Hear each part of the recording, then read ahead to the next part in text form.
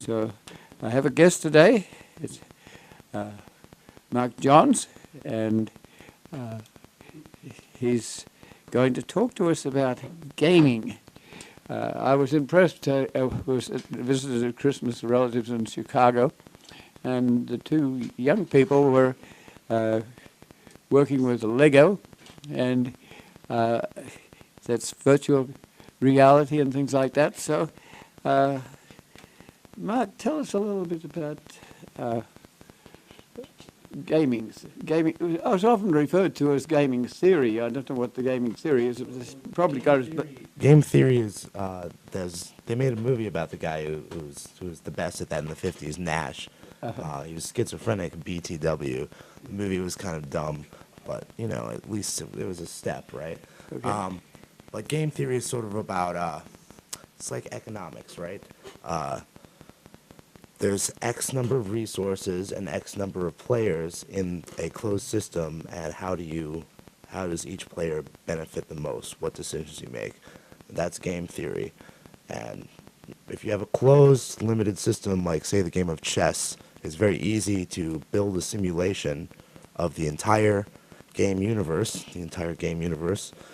and then simulate over and over and over again by brute force just what decision is the best. That's how Deep Blue worked. That's how Garry Kasparov was defeated in 1997 by a giant array of IBM machines. Yeah. And that's what we've been doing, building video games, and that's what we've been doing with computer science, with limited domain simulations, to make decisions about things in limited domains.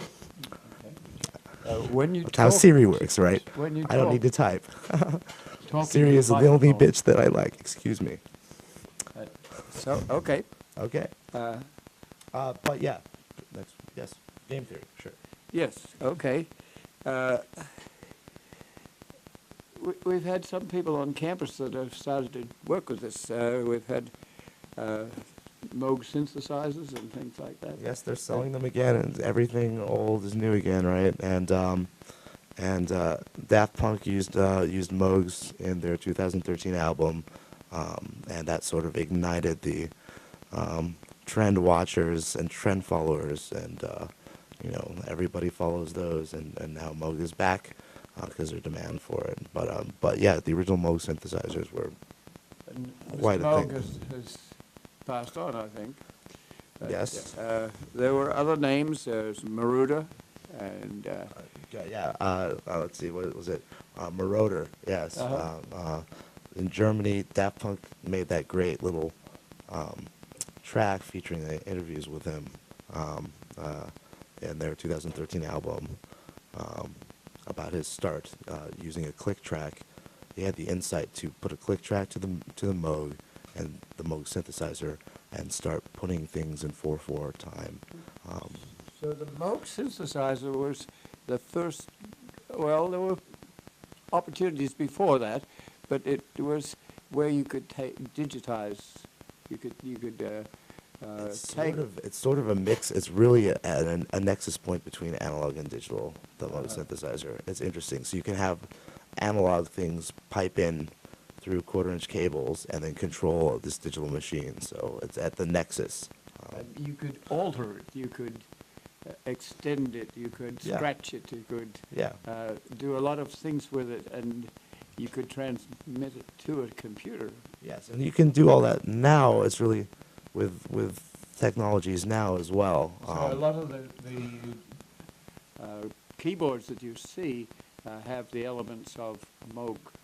Sure. Well, there's you can hook your Moog up to a MIDI controller. You can pretty much hook anything up to a MIDI controller. If you go to a stage show, if you go to your, let's see, Lil Wayne concert, your 2 Chainz show, and you're seeing the lights at the assembly hall, that's being controlled by some dude who's like hitting a button, or it may be controlled by a click track that's playing along, the beat that 2 Chainz is rapping to live, and that controls the lights, and then you can do even more things with that, and sync MIDI to music and interaction with players and maybe interaction with players' smartphones. There's all kinds of things that you could do by hooking things up together and getting that heartbeat going. You know, Yes, picking up on different frequencies. thinking about being in a theater at Cranit where dancers were dancing and they were wearing devices where the dancers could report into a Moog like synthesizer, Well, and that would change the music. That would the theremin, the guy who invented the theremin, was a Russian guy who was living in New York, and he had ballet dancers in New York. So the theremin is, you know, it just picks up on the disturbances in the magnetic fields around it, and so you can use your hand or any part of your body to modulate the pitch frequency and the volume, and you can hook that up to MIDI too. But he had dancers. It's very tough to control because it's like pure analog, but it's outputting a sort of a pure sine wave, right? And then changing the frequency and the pitch, the frequency and the anyway. And he had dancers, ballet dancers out in New York. And that was in 1918. So this is not new stuff. And you can do all this stuff in your Final Cut Pros with your massive VST and, you know, and then hook it up to MIDI and do interesting there was stuff. an era of punk rock, if I remember. Well, there's still, I grew up in this town, right, Dave? And I remember, you know, off Green Street, all these old houses, we'd go down to the basement, there'd be a mud floor, punk bands would be touring through the country, stopping through in Urbana or Champaign, and, you know, there'd be, there's still punk going on. Crazy, sweaty basement house parties, Schlitz, Hams, High Life, PBR in cans, you know, people moshing, sweaty, blah, blah, blah. And that was only like 10 years ago, 8 years ago. So you still have some of these people around. Morgan Powell, I think, has been involved in this sort of thing. So Morgan Powell's great, yeah. And there are people like Andy Warhol. Andy Kubrick Warhol's a hero. Andy Warhol died before his time from a gallbladder surgery in the 80s. They had to like actually cut open your whole stomach, and luckily I had to get my gallbladder out as well, but they did it laparoscopically, and so I'm okay. So hopefully I can live longer than Warhol, and I can build something bigger than just a factory. But yeah, Andy Warhol is totally a hero, and Kubrick as well. Yes. And 2001 has been an inspiration for, we did some work for Daft Punk and Justice, Doom Laser, my company, in 2008 and 2009 for the Tap Tap Revenge series on the iPhone. And the Stargate sequence at the end of 2001 was a huge inspiration for I did a lot of work to make it possible for us to make the final boss track of Tap Tap Dance have the Phantom Part 2 by Justice, you know, this French duo, sort of this Smokers sequel to Daft Punk. And we did sort of a Stargate sequence inspired, So MIDI controlled. Well, so Rockefeller is interesting, right? Because Rockefeller, John D., built this company starting small into this big thing, and he still has a foundation. Now, you know, if you listen to public radio, you'll often hear the Rockefeller name, and he built a big dynasty, and I respect that. The problem is that pure capitalism has its issues, especially now, as you hinted at. Now that we have more and more automated systems, there's less and less value to human labor, and Yes.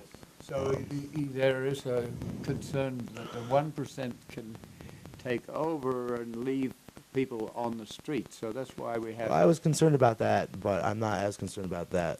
I was really concerned about it 5 years ago. I'm less concerned about it now. I think people will be able to figure it out based on the discussions that people have been having on the internet and the things that have been uploaded,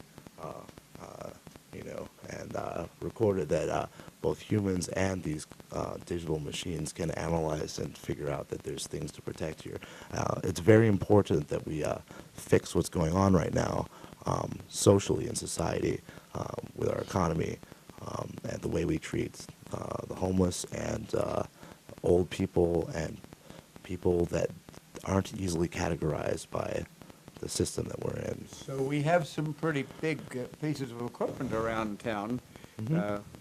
We have the Blue Goose or whatever it's called over there on St. Mary's Road, which is a huge, huge computer that can do things that humans cannot do, but they're repetitive, and it still needs humans in there. Well, it's really simple. Artificial intelligence is really simple. All you do is you build a simulation, right, of every input coming in. You use a high-level algebra to be able to make sense of whatever abstract inputs you have going in, and then you run that simulation the same way Deep Blue works, except instead of a closed system, it's an open system, right? And then that's the vessel for consciousness. And I'm not sure if it's already been made, but it's getting there. And you need people to train these intelligent machines to have respect, and just like you train kids in public education, and and so we now have C2B, which is fiber optics around town, and that will probably give us the opportunity to do more things that are related to people and defining who they are and what they might be able to do. But that requires training, and so it leaves a large population without jobs. And the whole system is going to leave everyone without jobs. If you're born now, right? As a computer scientist, right? As I went to Eastern Illinois University and then the University of Illinois, and interned one floor below Steve Jobs in Cupertino, California, right, making iPod video games. I've seen how things work, and then made the most popular iPhone app when the App Store launched, Tap Revenge and stuff. I see how technology works, and I can sort of make guesses about the future, right? And the stuff that the number one job sector right now in the United States, transportation. We all know there's self-driving cars.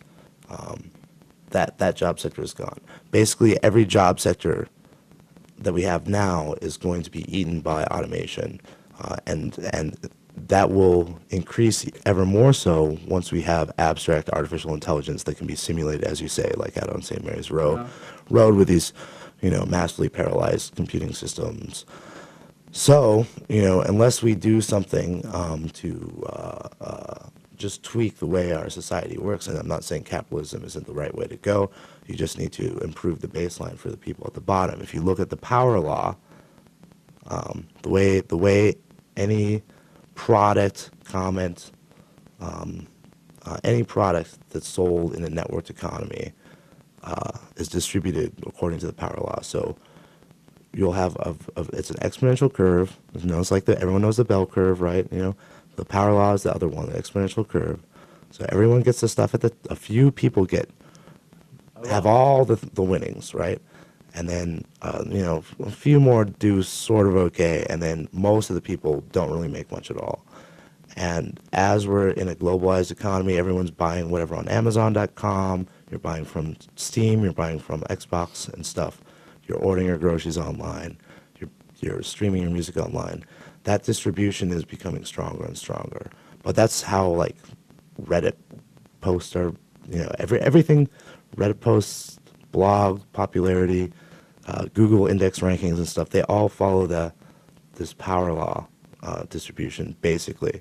So what that means is, sure, we live in a land of equal opportunity, so everyone sort of has the opportunity to get to, the top of this power law, but by definition, 80%, 90% are going to not, And so if you're okay with saying, anyone can make it, it's equal opportunity, but that opportunity is sort of a lottery, you need to make sure the baseline is okay. And I think the best way to do it is to extend Social Security for everyone making under a certain income, and close down the prisons. There's supermax prisons down at the bottom of the state of Illinois. People whine about pigs being birthed in weird ways on, on your Facebook posts, they're being confined when they're being born and whatever. But we actually put humans that are not easily categorizable in these little boxes that costs a lot of money, far away from population, and they're just left in a room, you know, and they're fed through a food slot. And they go crazy down there. Let's get rid of that. That's not only is that cruel, and it's crueler than, you know, eating animals or eating cute animals, right? It costs money, and let's dial that money priority down, dial up some priorities for, you know, humans, and get things on track for the planet and uniting us so that we don't have problems and we can, you know, keep the technological systems going and start traveling to the stars and whatnot. One of the things that has been affecting this is the size of things. So we have on Wright Street a huge nanotechnology building which has just gone up, and that's allowed computers to be small. And That's so exciting. Yeah, and then carbon nanotubes coming up too, yeah. Well, I can remember the day when if you ran Plato, you wanted a visual, you had to bring in a carousel. You had to punch a button for a carousel slide to come up, and the volume of the tubes used were huge. Now you can get that on the end of your finger, and so nanotechnology is changing the world also. It's exciting, but there is a limit. There's a fundamental limit, and that's something that people who are building simulations need to understand. That's something that the computers will need to understand, that there is a limit to the amount of, you know, information that you can physically put in space. You can look it up on Wikipedia. It's like, I keep wanting to say Bressenham's concept or whatever. Bressenham does like the pixel line algorithm, but there is a limit. So basically, blah blah blah. What that means is, if you want to simulate something fully, right? So if you really want to simulate how the universe works, how the planet Earth works, you can't do it without technology at least the size of the planet Earth. But even then, you're not thinking universally, because the planet Earth is part of a much larger system, and, you know, the universe. And so to simulate something as complex and refined, and all the blood and particles that are going on in the skin flakes and stuff, you know, and all the weird cosmological synchronicity that's going on, you need to have something at least the size of the universe. So what the computers are seeing now, what the people are simulating now, is much more digitized. Like it's a pixelated version, yes, and it will always be pixelated. And we need to make sure that the value that we have on the planet Earth now is not completely lost. We've lost 40–50% of the biomass on Earth since the early 70s.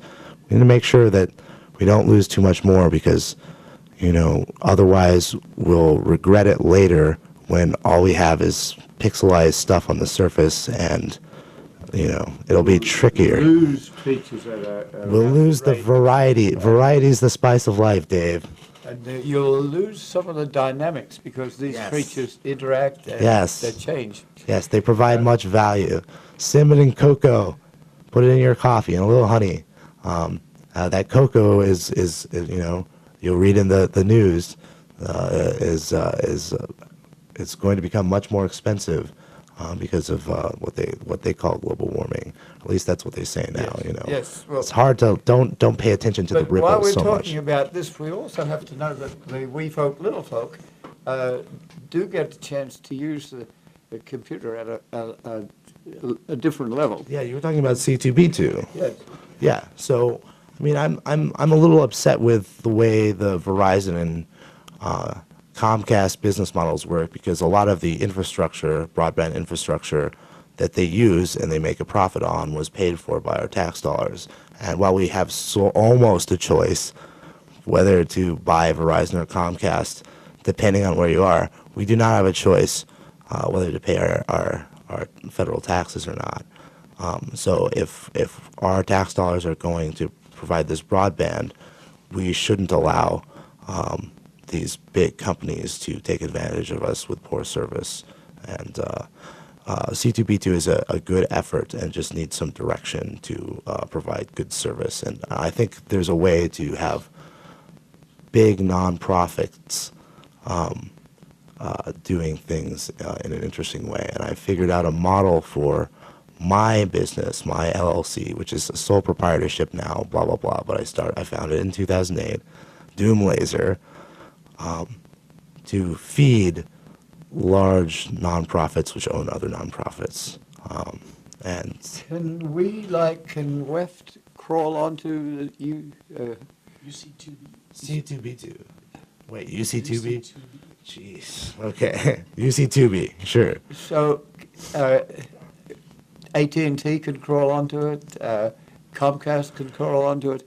Can non-profit agencies like WEFT? Yeah, anybody can. Yeah, WEFT could do it. Yeah, you guys need to get your act together a little bit, because WEFT is a treasure in this community, and the potential for WEFT is huge, and it's been sort of neglected by many. Well, you have to get people together, and it's not something that happens simply. It's hard to run non-profit agencies. There's some people that thrive on those kinds of problems, and one of the problems with the society that we have now is it stamps down people. And what did Mort say? A young man ain't nothing in the world these days, right? It's the same. So in this, there's a simulation of a brain. Sure. Tell us a little bit about what you experience with brains. You have a game theory, but you also have a brain theory. Well, my plan in the past, and it's still sort of my plan, was once I took Bio 101, like the semester before I went to Apple, interned at Apple, I had already had I had my data structures at the U of I. I had to take a class where you build a computer from like logic gates and OR gates, then you build a 4-bit adder by connecting them together, and then you make simple machine language where we have switches that are the ones and zeros, and then have it run it and see what happens, and then you do this assembly language abstraction, and then you do a C compiler, and C, which is the first programming language I learned, and the language I shipped and sold my first video game, a Tetris clone for the Mac called Descender, is a fairly high level language, but it's also close to the metal. And then when I got to Bio 101, and I started seeing how DNA and RNA worked, and I was like, oh wow, this is just pretty much the same idea as low level assembly language, and this is all programming kind of things. And yeah, and so on-off my data. My plan was and then you have two strands, so you have redundancy. It's your one strand is a backup for the other. That's why you got a double helix. Professor of redundancy. And then the telomeres at the end of DNA strands are kind of like the little ends of a VHS tape. It's kind of funny. Or a cassette tape. And it's really funny too. Back in the day, in the Commodore 64, BTW, the SID chip in the Commodore 64, used for chip tunes in 80s computer games, also picked up by Timbaland and other artists and used in hip-hop beats production. You would load your programs in your video games into the Commodore 64, sort of like a single strand of DNA with your cassette tape. In order to do this, you have to have researchers that are looking at the brain. My plan was to go back and get a master's degree after I got my company running in bioinformatics, and then an MD later probably in my late 30s is the plan, in neuroscience. I ran into a guy in neuroscience the other day, and it's the capitalism. Pure capitalism is the problem. It's a little bit distorting things, because he was excited to work for a pharmaceutical company, right? Whereas I'm excited to work on brain-computer interfaces for video games. So, Okay. And anyway, yes, you need research. It's going to happen. That's the way technology is going. virtual reality is the first step, and we have like Oculus, and there's a company out in Florida, and then Microsoft's getting into it now. Really good motion tracking for VR, and then the next step is hooking in right behind the optic nerve internally in the brain, and then eventually we'll be really in these pixelated, instead of looking at a screen in front of your face like this, Dave, and you're going to just jack in, and you won't even press a button, because you'll be able to think your passcode to start the So yes, the brain is very flexible and very adaptable. Yes. And it's hard for on-off data to follow it sometimes. So there's researchers have to know what is a specific really, place where yeah. things happen. Yeah, and so that's why you need people, young people, interested in doing this sort of stuff, but not for pure profit. It's an ideological problem that we have in the United States. We need to inspire people to do things for humanity, but also make a profit. So, like I was saying, make a business model that's owned by a trust. Form an LLC, right? A limited liability corporation. Have 80% of that LLC owned by a nonprofit trust. So are you teaching young children to be involved? I've been doing it indirectly in the video games that I've been making. I've been expressing the way I feel about the world indirectly for a long time, because I was scared about saying things out front, and I still am not willing to say some of the things that I've been through, and some of the ways that our current society punishes people who they think are different, and it's really effed up, right? Because I went to public school, and I have a high code of ethics. I'm not a violent person, and Abraham Lincoln is an inspiration and a homie, right? This starts at a very young age, and you have to. Yeah, If does. you're not very careful, first- your my- life is over before you've got to do what you want to do. So Yes. some people start off with their baby in the womb, and you play Beethoven or whatever to them, and they come out with this in their mind. And then I think anyone has the potential to untangle the tangled cables of their lives and rise up above them. And I've seen Yes. so many people that can do that. And I admit that some people are born with advantages where they never even see. That's one of the problems with inheritance and not taxing on inheritance. Some people are born into Easy Street and don't even see how tough it can be for others to rise up out of the systematized. Think of the poor Native Americans, that got really screwed over by happenstance and fate, when people with guns and alcohol and smallpox came in and have herded them into things and break So we the have deals the all same the time. coming from places where young folk are hospitalized, and you can take those young folk out and change their lives by inputting and getting them to think. Well, it's Or not they just didn't young. have that opportunity. Yes, but it's not just young folk, Dave. How old are you, Dave? You don't like to say it, right? It's old folks too. We put them into the same boxes and lock them away, and hide the fact that you have to press a passcode to get out of the assisted living facility, right? It's a prison. Let's call it what it is. Okay. And it's a little box, and people aren't made for little boxes. Okay, so tell me some of the expressions. I am aware that there's Volition around the corner doing games. There's I've been through there a few times. and Nina Paley is doing things with I'm going to be out at the Game Developers Conference later this week. Flying into Oakland, and it's in San Francisco. A couple of my best friends, Jonathan Soderstrom and Dennis Whedon, are coming out. They have this game coming out called Hotline Miami 2. My car, which I drove over here, and it's going to be in the game.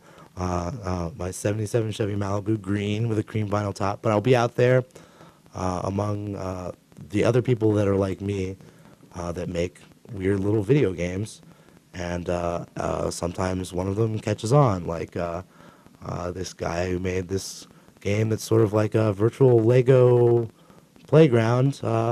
It's called Minecraft, and he sold it to Microsoft for $2 billion cash that they were holding in Europe because they're based in Sweden. So, yeah. So, tell us a bit about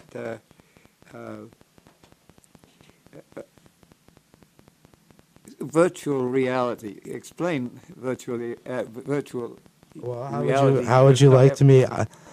I'm not sure I want to do that, Dave. I'm making a 2001 joke.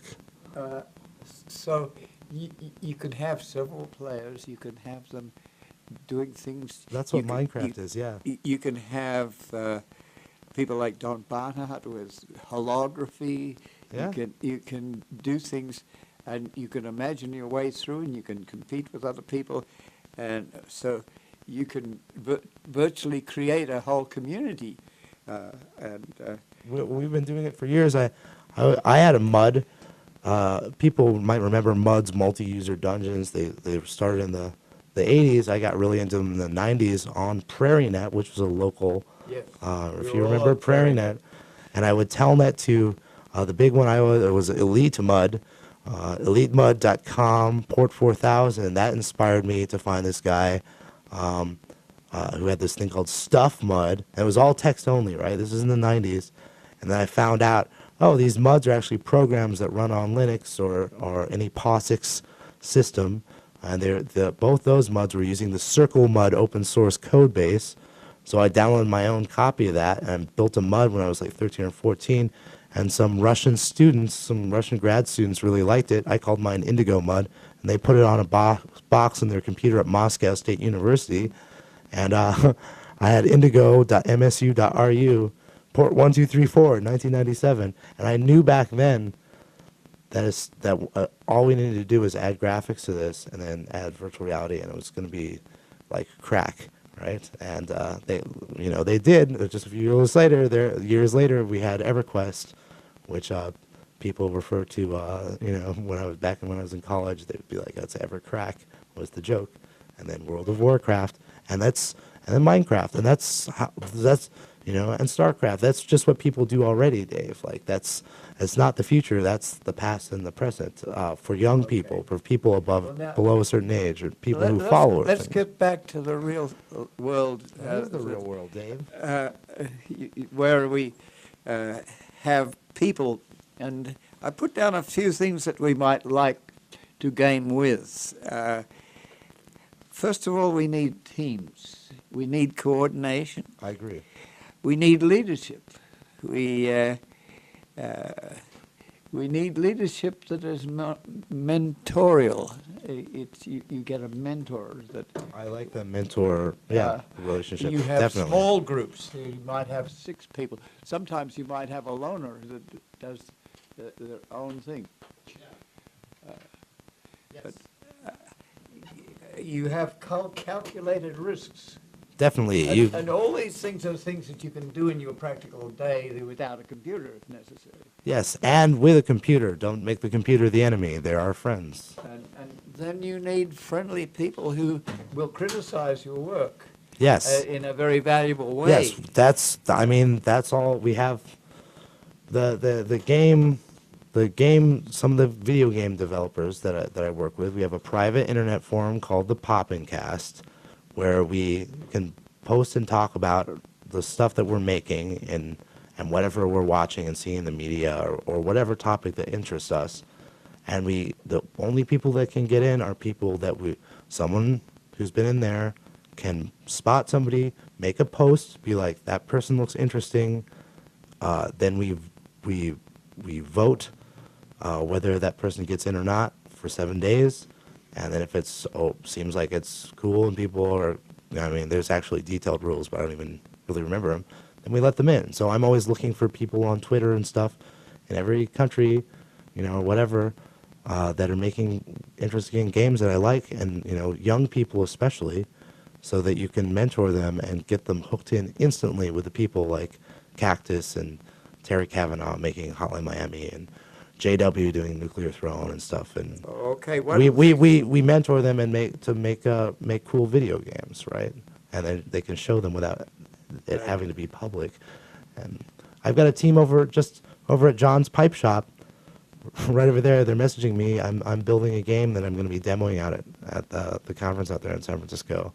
Right now, they're messaging me, seeing if I'm going to come in. So, okay, well, yeah, doing Al Harris and Derek Glusak, and who else? Charlotte, and then a guy out in France, Luke, that's been working full time on art for these projects. And we use Slack, which is sort of like a web wrapper on IRC.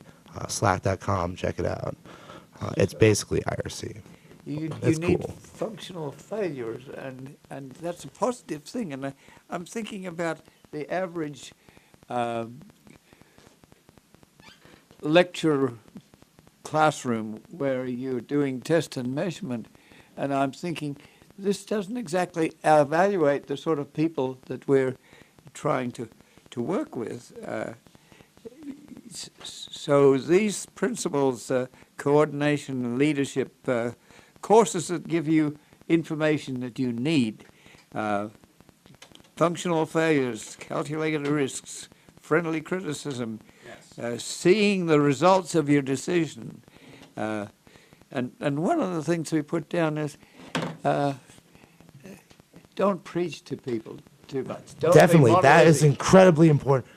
That is like one of my highest operating goals, is not to be preachy, because I don't, in art, I want the truth. I want, not even the truth. What's the truth, right? I want something, excuse me, I almost said a bad word, fudge. I want something cool. Make me something cool, right? If it's cool, I'll like it. If it's good and quality and I can see the craftsmanship, I'll like it.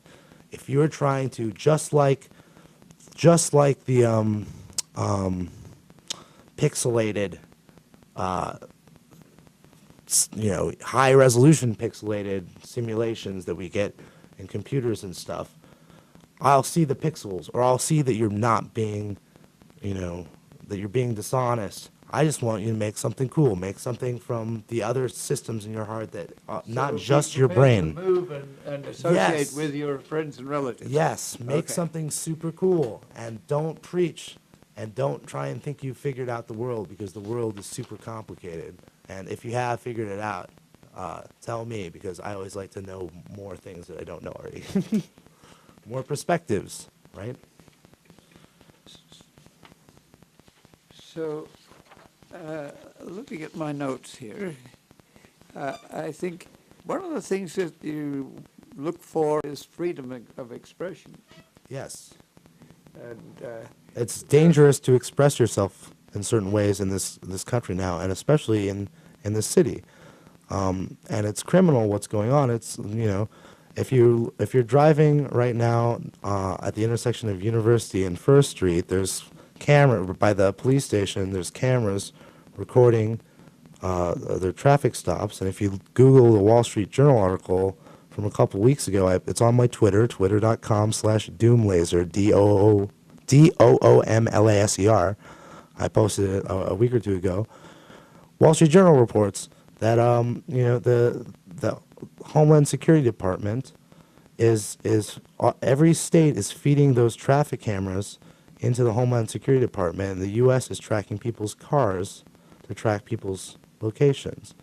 And the Wall Street Journal also reported that, and this is funded by our, again, tax dollars that we don't choose to pay. Like, you have to, when you start making money, you have to pay those tax dollars. And, I was just, I have my own, I was making money directly. I was self-employed, so I had to pay all the taxes. So I really do care about, I didn't just pay half of the Social Security that employees pay. I paid the full thing for myself. I paid payroll taxes for myself. And even though that costs so much, I want to expand Social Security to everyone. But, those taxes are going to, as Eisenhower said, the military-industrial complex, and it's having a huge effect. The money is causing us to be spending a large chunk of the resources on the planet on building weapons and tracking systems, and drones and monitoring systems. and just need to readjust we just need to tune down a little bit of that money and tune up some of the money to take care of people and animals. And yeah, and though, just Google it, the Wall Street Journal, drones, no, not drones. Oh yeah, we're also building drones to fly over the U.S., cities in the U.S. with fake cell phone towers on them, or receivers on them. That, when you move around in your day-to-day, you connect to different cell phone towers. That's how cell phones work. They're radio transmitters and receivers.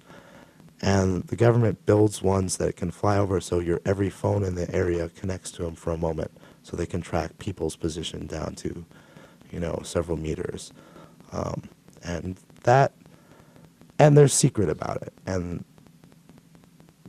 that's our money. That's the money that everyone is obligated to pay into, and they're not even telling us that that's what they're doing. And they want to do it for the rest of the planet as well. And I have a big problem with that. Like, if you're going to do it cheap and do it out in the open. If you're going to do it the way we're doing it now, it's going to breed dissent. You can't control the world by trying to clench an iron fist like that. It will slip through your fingers. So there's some concern at the United Nations. At the United Nations level, you have prime laws which say we should have self-determination, we should have liberty, Yeah. we should have access to law, Yes. we should have freedom of movement, Yes. freedom of thought, Yes. freedom of religion. Yes, and what about freedom these of- supermax prisons that are located far away from any city, so it's even hard for the families to get to and we're locking humans, not animals. We're locking people like me that weren't born with the privilege of the family that I had, and they get in trouble with this society that we have right now, and we just put them in these prisons. And not only that, it costs a bunch of money. Like, our prisons are important. We need them, but the way things are right now is, for old people, for weird people in the U.S., it needs work. But thankfully, we have places like WEFT where people can talk about it still and reach an audience. Very primitive level. Yes. While you go to San Francisco to Oakland, well, and San Francisco. it's very close to San Francisco. Yeah. It's sort of Silicon Valley area.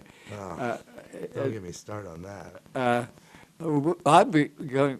David and I are going to Prairie State Conservation Coalition Sure. meeting, and there we have to deal with little remnants of nature that are disappearing at a rapid rate. Yes. There's very little prairie left, and Illinois has like 13 ecosystems, and they're all being challenged. Yes. So we do have computer people who are documenting those areas. We do have people who are doing something like us, videotaping those areas so that you can get access to that information. That's very pragmatic from your point of view, but we need that sort of level of people. Where do we find those people? Are they taught at the university, or are they taught at the community college? Is this the applied sides of what you're talking about? How do we encourage the wee folk, little folk? It's a good question, Dave. The problem is people get distorted by it, especially when you're living in this system. People get concerned. Let's make sure I get money, right? And so I don't know. You were saying, how do you find the right people to provide leadership to help out conservation? Yeah. I need the person that's going to work on the railroad. Yes. Well, that's why I'm saying, like, I hope that the young people that are growing up now, I hope, for me, I want to be a role model, or I want to build the prototype, as Andre 3000 would say, of a business that is mostly a nonprofit, but still has a dragon head of capitalism in the top 20%. Let me jump in really quick here. We're down to the last 5 minutes of the show, and we're going to have to reintroduce our guest pretty soon here. But you brought up an interesting question. How do you get the wee folk, little folk on the right track? One, given that your propensity for using computers, the easy thing, computers will be wonderful. Are there any things that don't involve technology, digital divide, and all that you could see still having potential today to help the wee folk, little folk? I took Aikido as a kid over in Urbana, which was inspiring. I read up on all the major religions. I read all, it's education, but not just Western education. You need to look at what's going on the whole planet, and eventually, if and when we encounter other societies, when we start traveling, outside our solar system, which is totally possible, even with the engineering we have now. It's criminal that we're spending so much on weapons to fight each other when we could unite the planet and start traveling and seeing what's out there, right? At least Elon Musk has the right idea, and he loves video games and is out in San Francisco, so, just keep making video games, and hopefully I get an introduction at some party, right? Video games? Yeah. Well, people do everything in Minecraft, right? And that's one of the cool things about Minecraft. Oh yeah, did you want to introduce me again? Yeah. Okay, this is Mark Johns, and he's got a background in high tech. Yes. And Silicon he's- Valley, you, Apple. you probably know his sister Megan, who's a musician locally, and so he's been around in this town, and he has relatives in the West Coast, so he moves around, and we're very glad to have him to come and talk to us about I'm these glad to things. be here, Weft, or Weft in general, and Dave and all of you. I love Weft. I love Weft so much. So I remember old timer. I would drive around with my friends in high school, in my first car, and we'd be driving around when Old Timer would come on, and he would be doing a show, like, right there where you're sitting, right? And then we would come to Weft, and we'd like, come in, and be like, Old Timer, and, like, give him a hug and stuff, and it was a beautiful, beautiful thing. We had about 18 records in those days, and it did get more biodiverse. I just picked up a pen that he would inspire people with. Oh, he's a very inspiring dude. Old-timer pen. Yeah, old-timer, man. So, And, so at that level, Sure. how do we do it is our question. you just gotta find, it's sort of like, if you've ever read,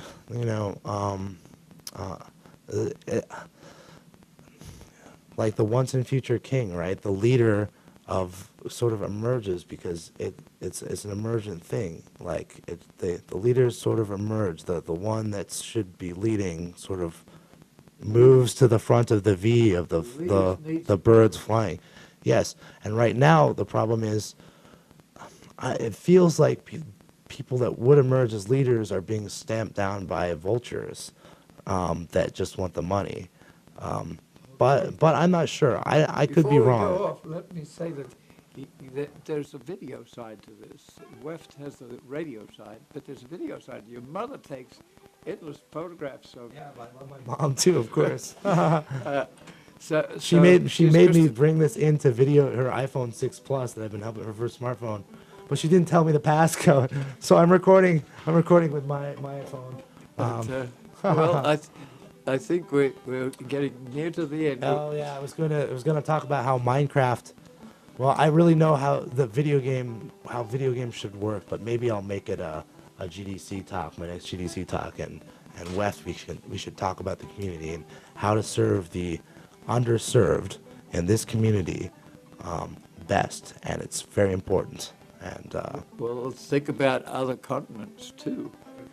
and the animals and the slow-moving plants that are being slowly eradicated. Let's save them, right? Well, And with this has that, been Dave Monk, your Prairie Monk, WAFT Champaign. And my guest is Mark Johns. And Oh, and Dave on the board. I'm sorry, pushing all these buttons over here. Forgot who I am here. Mark, since we don't have time to get into all of your stuff, what is the place where people can read the most of your stuff? Do you have a blog? Do you put things on your Facebook page? Twitter.com/Doomlaser. It's DOOM, like the game, LASER.com, or Twitter, or Snapchat, Snapchat Doomlaser. I do about 10 or 20 snaps a day. I try and make them real weird, like a David Lynch thing. And if you go to doomlaser.com, there's a bunch of YouTube videos that other people have uploaded of my work and the work I've collaborated on, like Hunger Games game, when the movie came out, et cetera, et cetera. Okay. If you go to the very, very bottom, click the Crunchbase link, and you'll see all the media interviews that I've ever had, pretty much going back about 15 years. Alrighty. Yes. Music of India is next. Yes. The server is outside. Right, Music of India, as he's saying, comes up next. A couple of things here. The views and opinions expressed here are those of the speakers. Anything anybody said here, it was their own thoughts and nobody else's.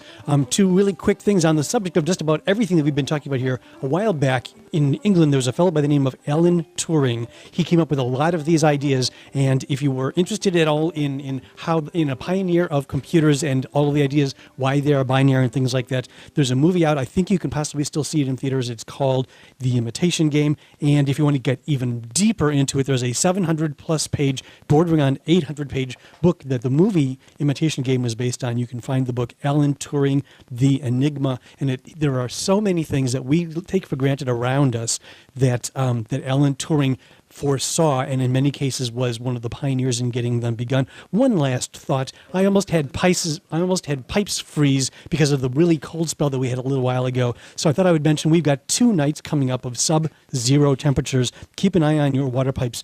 Do the slow trickle thing so that the water keeps going very slowly. Put extra insulation on them. Do whatever you can. Wow, we're almost 2 minutes into overtime here, so it's time for me to shut up. And again, this is WEFT Champaign, 90.1 FM.